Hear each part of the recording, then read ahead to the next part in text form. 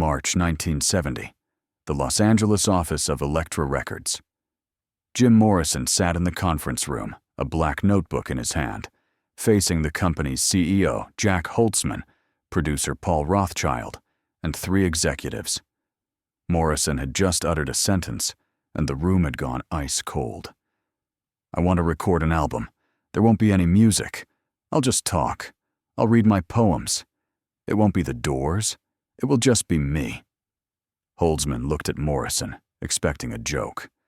But Morrison wasn't smiling. He had placed his notebook on the table. Hundreds of pages of poetry. Rothchild began to object. Elektra Records was a music company, not a publishing house. Records had to contain music. Radios played music. People bought music. What Morrison wanted was like an audiobook in record format. Who would buy it? Who would listen to it? Rothchild gave him the numbers.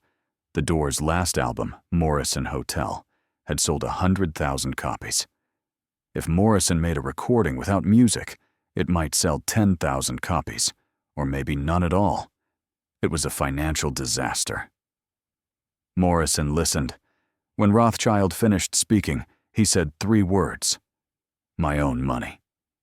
He would pay for the studio time himself. No money from Elektra Records would be spent. He just wanted permission to use the studio. Holtzman and Rothchild looked at each other. One of the executives asked, "Jim, why? Why do you want to do this?" Morrison replied, "Because I'm a poet, and everyone has forgotten that." If you want to hear the rest of this story and learn how Jim Morrison challenged the music industry, don't forget to subscribe to our channel. Elektra Records finally agreed, but with conditions. Morrison would only be able to use the studio at night. A sound engineer would be assigned, but not a full crew. The expenses would come out of Morrison's pocket. And when the recordings were complete, the company would have the right to release them, but it wasn't mandatory. So Morrison would record, but it might never be released. Morrison accepted the terms. For him, the important thing was to record, to document, to preserve for future generations. Sunday night, March 8, 1970, at 11:45 p.m. The Elektra Sound Recorder studio was located in a quiet building in Los Angeles. Morrison arrived, carrying only his black notebook. Sound engineer John Heine was there, a young man who had never worked with Morrison before. There was a single microphone in the middle, the Shure SM7 dynamic microphone, ideal for vocal recordings. There were no instruments around it. Ray Manzarek's organ was not there. Robbie Krieger's guitar was not there. John Densmore's drums were not there. Just Morrison. Just the microphone. Just silence. Heine went into the control room and said, "We're ready." Morrison opened his notebook. The first page was a poem titled "Awake." He took a breath and began to read. But read wasn't the right word. Morrison was performing the poem. His voice undulated, rising and falling. Sometimes he whispered, almost inaudibly. Sometimes he shouted, pushing the microphone to its limits. There was rhythm, but not metronomic, organic, like breathing. Morrison finished the poem and stopped. Heine applauded from the control room. Morrison smiled. "Let's continue," he said. At 1 o'clock, he read the poem, "The Movie." At 2 o'clock, he read the poem, "The Hitchhiker." At 3 o'clock, he read the poem, "Lament." Each poem had a different tone, a different emotional intensity. Heine continued recording. Morrison didn't take a break. He didn't drink water. He didn't rest. He just read. Page after page, poem after poem. By 4 o'clock, Heine began to worry. Morrison's voice was hoarse. He was tired, but he didn't stop. Heine spoke into the walkie-talkie. "Jim, let's take a break. You're straining your voice." Morrison didn't answer. He just turned the page and continued reading. It was a long poem titled "An American Prayer." He read nonstop for 10 minutes, about America, about Native American history, about violence, about freedom, about colonialism. His voice was sometimes angry, sometimes sad, sometimes ironic. As Heine listened, he noticed something. These poems were like Morrison's soul, raw, unfiltered, unedited. In the Doors songs, Morrison was performing. But here, tonight, there was only Morrison, the real Morrison. Morrison without the mask. At 6 in the morning, Morrison stopped. He had recorded 18 poems in 4 hours. His voice was almost gone. Heine came out of the control room and gave Morrison water. Morrison drank. His voice was raspy. Heine asked, "Will you do another session?" Morrison nodded. "Yes, but in a week. My voice needs to rest." Heine looked at the tape. 4 hours of material. Raw, unedited, no music, just Morrison's voice. "Jim, what are you going to do with these recordings?" Morrison smiled. "I don't know, but one day someone will listen to them." The second session took place on Sunday night, March 15th. Morrison arrived at midnight again. This time his voice was rested, strong. Heine set up the equipment, and they began recording. This time, Morrison read more political poems about the Vietnam War, about American imperialism, about the anger of youth. He finished a long poem called The Celebration of the Lizard, which took 20 minutes. Morrison read without pause, breathlessly. Heine recorded every word. When Morrison finished at 5 o'clock, he sat down on the floor. He was tired, but seemed happy. "This is good," he said. "This is really good." The third session was on March 22nd. This time, Morrison brought more personal poems about love, about loss, about loneliness, about death. His voice was softer tonight, more fragile. In some poems, Morrison's voice trembled, as if he were about to cry. Heine was moved as she listened. This wasn't just poetry. It was a confession. Morrison was pouring his soul into these recordings. Every word, every pause, every breath was meaningful. At 6 o'clock, Morrison finished the last poem. It was called Ghost Song, one of Morrison's darkest works. When it ended, there was a long silence.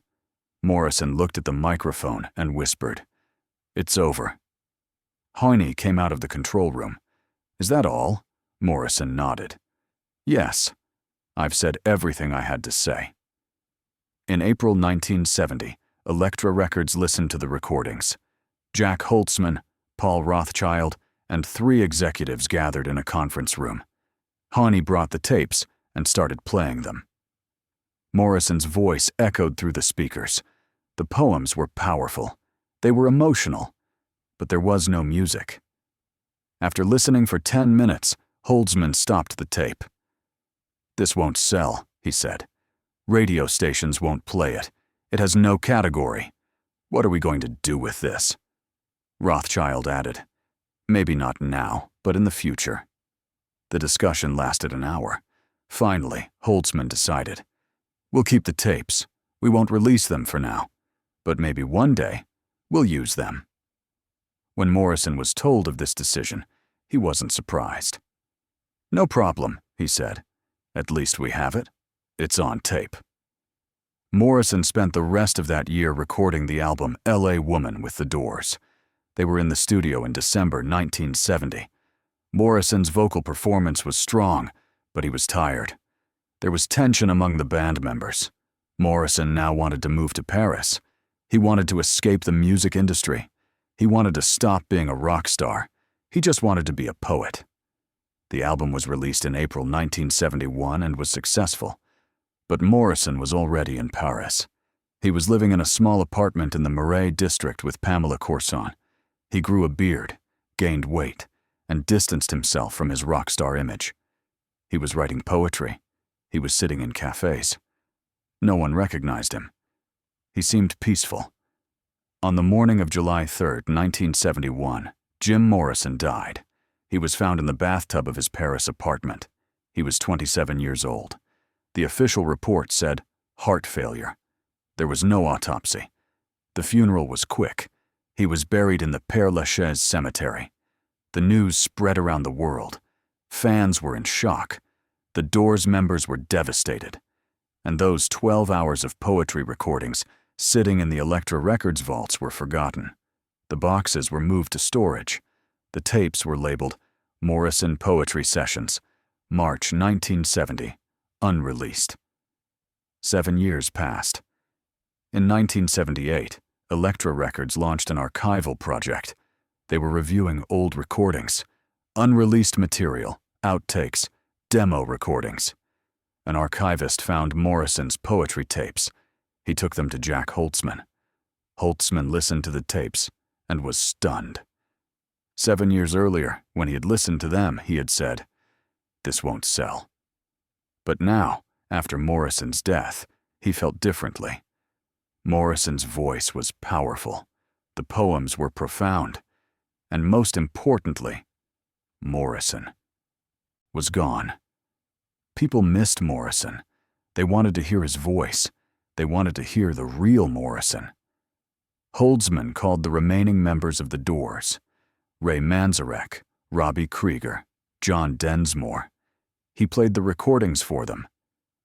There are recordings of Morrison's poems from 1970. No music, just his voice. But maybe we could add music. Manzarek was silent. Then he spoke. Would Jim have wanted this? Holtzman replied. Jim recorded the poems because he wanted people to hear them. Maybe music will reach more people. Krieger added, but we must be respectful. We won't touch Morrison's voice. We'll just put music underneath it. Supporting, not overpowering. Densmore agreed. We have to do this to preserve Jim's legacy. The three men went to the studio. They listened to Morrison's tapes. They analyzed each poem. Which poem suited which type of music? An American Prayer required an epic orchestral approach. The movie should be more experimental, ambient. Ghost Song should be dark, minimal. Manzarek, Krieger, and Densmore worked for months. They didn't alter Morrison's voice at all. They used the tapes as they were. They just added music underneath. Organ, guitar, drums. But soft, supportive. Morrison's voice was always in the foreground. The music was just a backdrop, creating an atmosphere. In November 1978, the album An American Prayer was released. The cover featured a photo of Morrison, young and beautiful. The subtitle read, Jim Morrison, Music by the Doors. It was an explanation. Morrison's poems, the Doors' music. But Morrison's voice was still at the center. Elektra Records held a press conference to promote the album. Manzarek explained. This was Jim's will. He recorded these poems in 1970 because he wanted to be known as a poet. Now the world can hear him. Rothschild added, I was wrong 7 years ago. I said this wouldn't sell. But I was wrong. Because this isn't just a recording. This is Morrison's voice.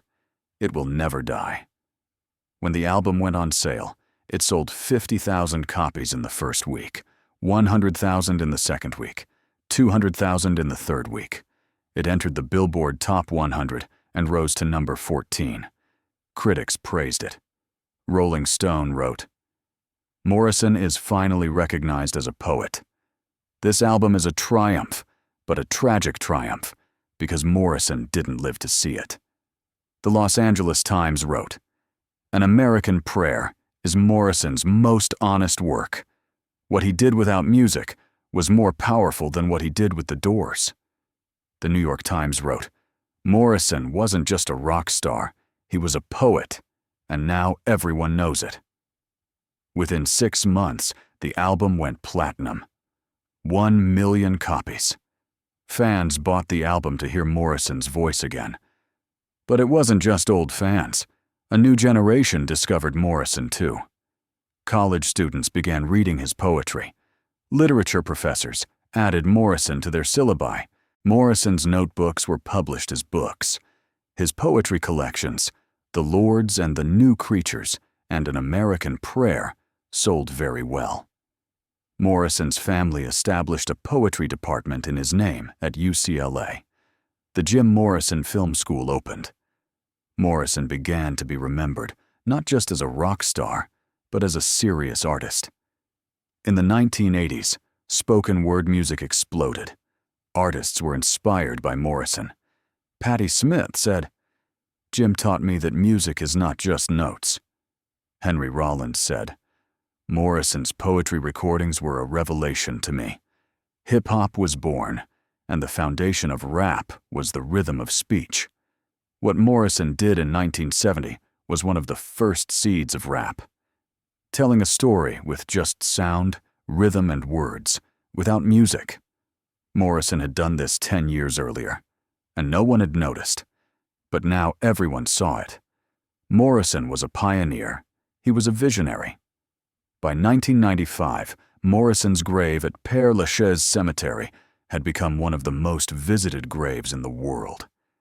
People came to Paris every year just to see Morrison's grave.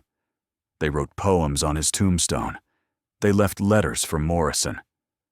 "You understood us," they said.